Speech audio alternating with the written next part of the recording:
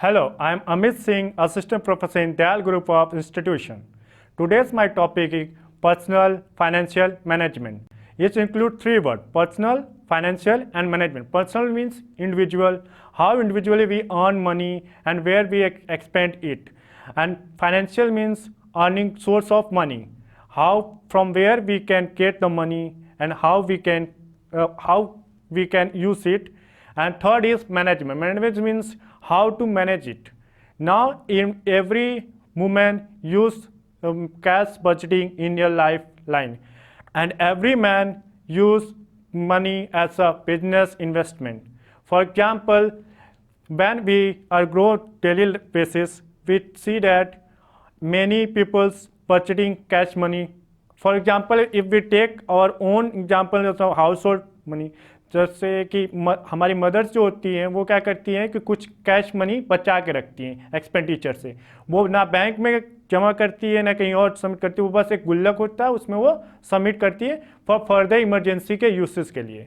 For example जैसे कि अभी आज उन्होंने 10,000 अपने हस्बैंड से पैसे लिए और उन्होंने बोला कि मुझे क्लोथ खरीदना है, घर के राशन लाना है वगैरह वगैरह, और फिर उसमें से क्या करेंगी, वो मिनिमम से मिनिमम खर्च करेंगी और जितना बचा सकेंगे उसको अपने पर्सनल यूज़ के लिए या फिर फैमिली के पर्सनल यूज़ के लिए फर्दर इमरजेंसी में यूज़ करने के लिए यूज़ करेंगी।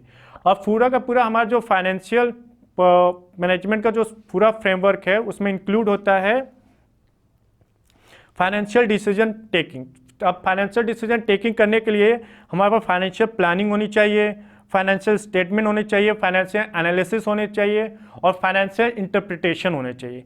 विच मीन्स हम कहाँ से फाइनेंशियल को प्लानिंग कर रहे हैं कि हमें SIP में इन्वेस्ट करना है कि म्यूचुअल फंड में इन्वेस्ट करना है कि बैंक में डिपॉजिट करना है, कहाँ करना है, ये होता है हमारा फाइनेंशियली प्लानिंग।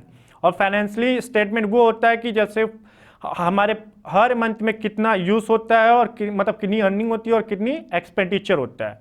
और थर्ड चीज़ होती है financial analysis. For example if 1 month we can expend more and other month we can expend less, तो जो उसमें का दोनों का जो एवरेज निकल के आता है वो होता है हमारा फाइनेंशियली एनालिसिस। और उसके बाद आता है हमारा बजटिंग। जो मेन फोकस ये होता है, बजटिंग कई तरह के होते हैं, एक फ्लेक्सिबल होता है और एक होता है फिक्स।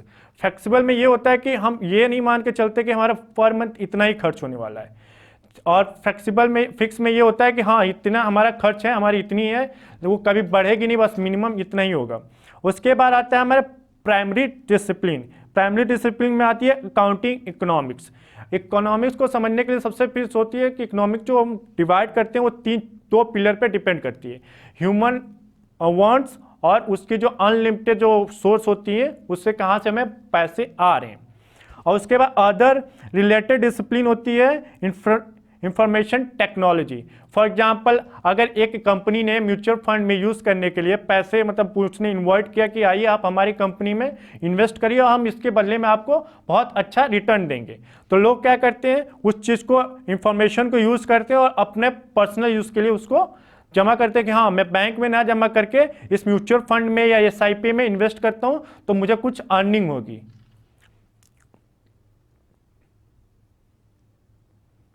अब उसके बाद हम बात करेंगे अब फाइनेंशियल प्रोसेस की। जो प्रोसेस होती है वो कहाँ से कैसे होती है। तो फर्स्ट स्टेप आता है इसमें सेट गोल। मतलब हम फाइनेंशियल जब प्लानिंग करेंगे तो अपना गोल करेंगे कि हाँ मेरा गोल ये है कि मुझे पर मंथ 10,000 रुपये बचाने हैं और तो उतने ही बचाने होंगे। उसके बाद उसमें क्या करेंगे, तो उसके इनकम और एक्सपेंडिचर को मैच करेंगे कि हाँ मेरा इनकम इतना है तो हम एक्सपेंडिचर इतना करते हैं। उसका थर्ड स्टेप आता है ट्रैक एसेट एंड लायबिलिटी। और फॉर एग्जांपल अगर मेरे पास कोई एसेट है जिसको मैं सेल आउट करके पैसे लेता हूँ और लायबिलिटी होती है जैसे मैं किसी से लोन लिया रहता है या फिर बैंक से लोन लिया होता है, तो उसको पे ऑफ करने के मेरे पास कितनी पीरियड होगी और कैसे पे ऑफ करेंगे वो देखते हैं। और उसके बाद आता है record financial transaction for month. जैसे कि हम लोग अकाउंट की भाषा में बोलते हैं कि हम जनरल एंट्री निकालते हैं कि हाँ मैंने यहाँ पैसे यूज़ किए, ये मतलब डेबिट हुआ, ये क्रेडिट हुआ, सेम टू सेम वैसे ही हमारे पर्सनल फाइनेंस में भी वैसी चीज़ें ट्रांजैक्शन को रिकॉर्ड करना चाहिए कि मेरा डेटर कौन है और क्रेडिटर कौन है। फॉर एग्जांपल जैसे मेरे पास पैसे अभी की डेट में है तो मुझसे कोई हेल्प मांगने आता है तो मैं उसको उधार पे दे देता हूँ। कुछ सर्टेन लिमिट मतलब बोलते हैं कि आप मुझको इस पर इतना ब्याज, जैसे बैंक में आप लेंगे तो 4% देंगे लेकिन आप मुझे 2% दीजिएगा फॉर सर्टेन पीरियड में, जिससे वो बेफिक्र होकर चला जाता है क्योंकि उसके मन में बर्डन नहीं होता है। और थर्ड चीज़ होती है automatic the process. Automatic process मतलब होता है जैसे हम ये 4 स्टेप को फिल करेंगे वो ऑटोमेटिक फिर से रिसाइकिल होने लगता है। और उसके बाद लास्ट में आता है evaluate the result. Evaluate the result मतलब कि हाँ मैंने 1 मंथ का पूरा खर्चा निकाला, ट्रांजेक्शन किया, गोल सेट किया, और उसमें बोलते कि हाँ मैंने जो आउटलाइन है वो पूरा फुलफिल होती है कि नहीं, वो देखते हैं।